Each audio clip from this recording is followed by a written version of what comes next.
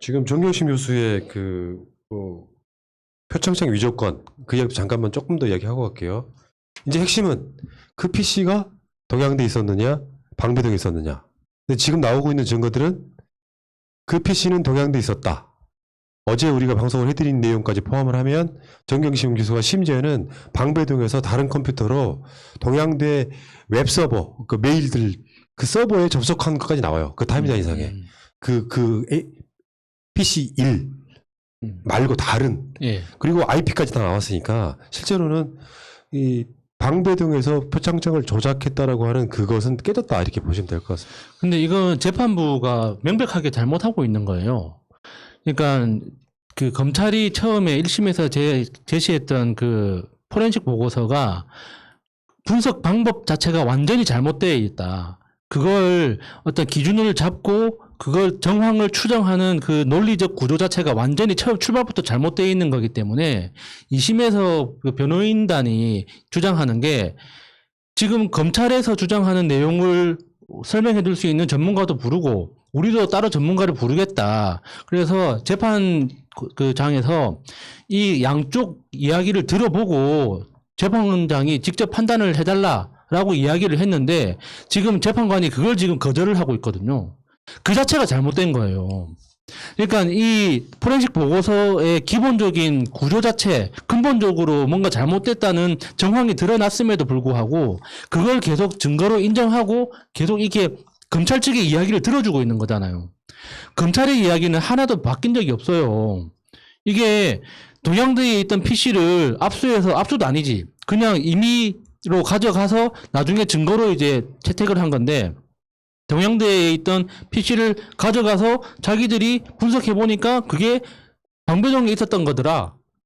이거 이 이야기 아닙니까? 그러니까 그거는 내가 봤을 때는 무죄 사안에 가깝습니다. 이걸 어떻게 어떤 판사가 아무리 비슷하고 이걸 유죄를 줍니까? 그건 불가능하다고 보고 도저히 안 되겠다 싶어가지고 핸드폰으로 녹음한 파일을 PC로 녹음한 것처럼 재판장에서 틀고 그 짓거리 하다가 뭐 면박받고 뭐 이런 상황이니까 문제는 다른 쪽에 그 소위 말하면 자본시장법상 미공개 중요정보 이용인데 이것도 사실은 미공개 중요정보를 이용해서 뭐 돈을 벌었다도 아니고 이게 웃긴 게요. 이게 1심 형량을 이것 때문에 좀 높아진 측면이 있었거든요. 왜냐면 금액이 이런 부분이 있어가지고 그 WFM 주식 12만 주 중에 10만 주를 유죄로 판단한 거예요. 그러다 보니까 금액이 많다 보니까 이 부분에 대해서 상당히 형량이 높아진 측면이 있는 거예요. 아니 보통 그 주가 조작이라고 한다면 이 돈을 벌어야지 범죄가 되는 거 아닙니까? 보통 이제 주가 조작에 대해서 이렇게 수사가 진행되고 처벌이 이루어지는 이유는 누군가 피해를 본 사람이 있기 때문에 이제 그게 범죄화시켜서 처벌을 하게 되는 건데 지금 이 정경심 교수는 당사자가 피해자입니다. 돈을 못 벌었어요. 돈을 못 벌었는데 이게 어떻게 죄가 됩니까? 이게 공모했다는 어떤 뭐 또 비공개 정보를 활용했다는 것도 사실은 인터넷에서 다 발표했던 거고 검색되는 내용들이기 때문에 그걸 비공개 정보로 볼 수도 없는 거지만 전체적인 구조 자체가 투자해서 손실을 봤는데 그게 어떻게 범죄가 될 수 있냐고요. 진짜 범죄라면은 그 사람들이 돈을 다 벌었어야지. 그리고 이게 어떠한 비공개 정보였는지도 그렇잖아요. 이게 뭐 대단한 비공개 정보였으면 돈을 벌었겠지. 근데 이거는 진짜 나랑 똑같아요.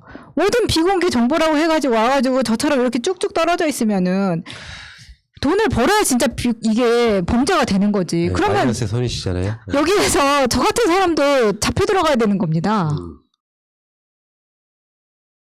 그러니까 뭐 공장이 땅 샀다더라. 무슨 뭐 장비 샀다더라. 뭐 그거 다 보도자료로 뿌리는 거 가지고 그걸 어떻게 비공개 정보라고 할 수 있겠어요. 그러니까 검찰이 어떻게 수사했냐면 정 교수가 주식을 산 시점을 딱 기준으로 놓고 그 전후에 어떤 정보가 기사화됐는지를 검색을 해 뒤져. 그래서 공개 안 된 정보에 대해서 조범동한테 미리 들었지 하는 식으로 수사를 거꾸로 하는 방식이라는 거야. 그러니까 정경심 교수 변호인 측은 그러니까 쉽게 표현하면 이게 표적 수사라는 거죠. 어떤 결론을 딱 지어놓고 앞뒤로 맞추면 다 비공개 정보 이용이고 이건 어디까지 올라가는 거냐면 조국 민정수석의 직위를 이용해서까지 올라가는 거야. 예. 그 위치까지 올라가는 거예요. 사실은 미공개 정보 이용이라마나 미공개 정보 이용했을 때 처벌받을 수 있다는 거는 그걸로 어마어마한 이득을 그렇죠. 취했을 때잖아요. 근데 일반적 이런 게 있어. 떡상까지는 아닌데도 상당히 고점을 찍고 있어요. 그러면 사람들이 그 주식을 팔까 말까 고민할 거 아니야. 근데 어떤 사람이 한참 올라가 있는데도 불구하고 거기다 그때 사. 근데 산 시점부터 더 올라가는 거예요. 요런 경우가 일반적이라는 거죠. 미공개 정보 이용은.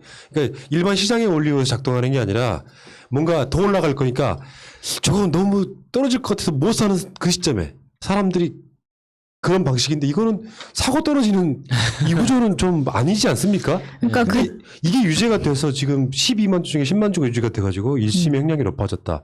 그러니까 우리는 이제 표창장 때문에 4년 받았다 이렇게 단순화시키지만 이게 포함되어 있다 이런 거거든요. 그러니까 그 지위를 이용해가지고 지금 돈을 벌었다 이게 지금 보니까는 WFM이 마이너스 78%라고 하거든요. 사실 저보다 낫네요. 그러니까 이런 비공개 정보가 이렇게 치면 진짜 노홍철 씨나 나 같은 사람들이 얼마나 많이 가야 됩니까? 이거는 너무나 표적 수사라는 것이 이런 부분에서도 드러나는 겁니다. 그리고 정경심 재판부가 구속 기간을 연장하는 걸 결정했죠. 아 이게 사실은 끝났어야 되는 상황인데 이게 좀 이제 그런 얘기가 있어요. 검찰하고 1심 재판부가 약간 법기술을 걸었다.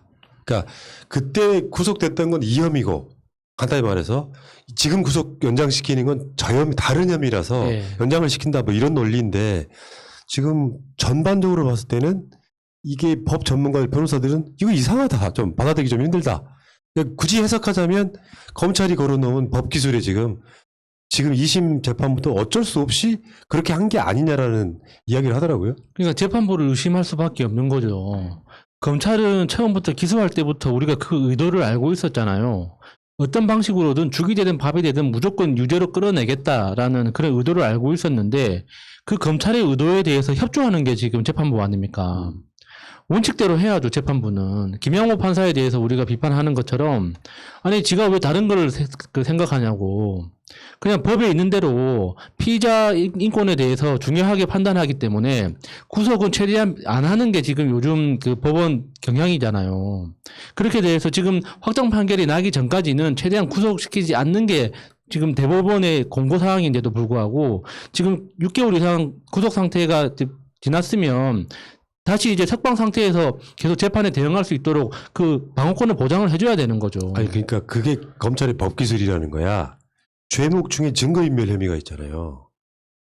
풀어주면 증거인멸할 거다. 사람들 만나서 입 맞출 거다. 이런 방식의 논리를 만들어서 계속 붙잡아두고 있는 겁니다. 사실은. 그러니까 그 1심에서는 그런 논리가 법원의 어떤 설득 포인트가 될 수가 있는 건데 이건 2심이잖아요.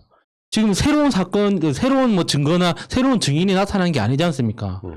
1심에서 다루었던 걸 대해서 지금 확정하는 그 2심 재판이기 때문에 이게 구속 여부에 대해서 이렇게 그 검찰의 주장을 다 온전히 수용할 필요는 없는 거거든요. 지금 대법원의 기본 공고사항이 불구속이잖아요. 그러니까 이게 참 말도 안 되는 거예요. 알고 보면 얼개를 보면 억지로 뭐 미공개 정보 이용해서 뭐 돈을 벌었다 이런 식의 혐의를 막 걸어놓고 거기다가 증거인멸 부분을 딱 걸어두니까 판사들이 못 풀어주는 측면도 있다는 거죠. 그렇게 뭐 바라보는 시각도 없지 않아 있고요. 어쨌건 정경심 교수는 지금 8개월 동안이나 감옥에 갇혀 있는 상태인데 또 이건 있잖아요. 법에 막 정해진 어떤 룰이 따로 있다기보다는 판사의 가치관의 문제라고 생각해요. 방어권 차원에서라도 풀어주는 게 맞다. 아니다.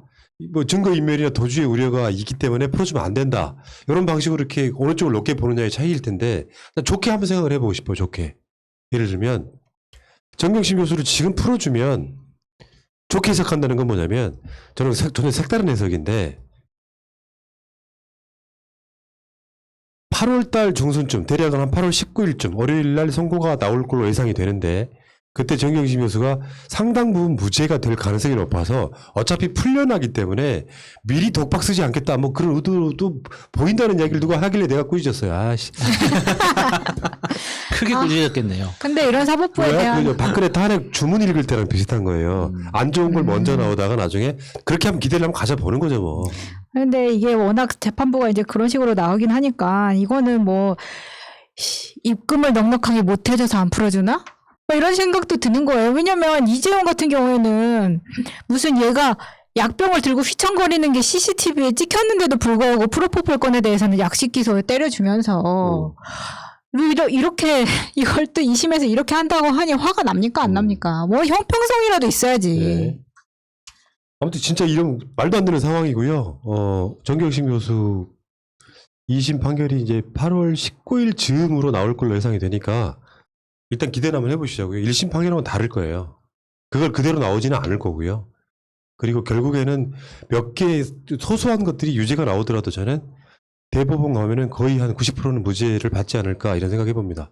정경심 교수 1심 재판부는 역대급이었습니다. 속마음이 검찰보다 더한 놈들이 판사로서 판결문을 썼다고 보는 게 맞지 않겠습니까? 여기까지 하겠습니다.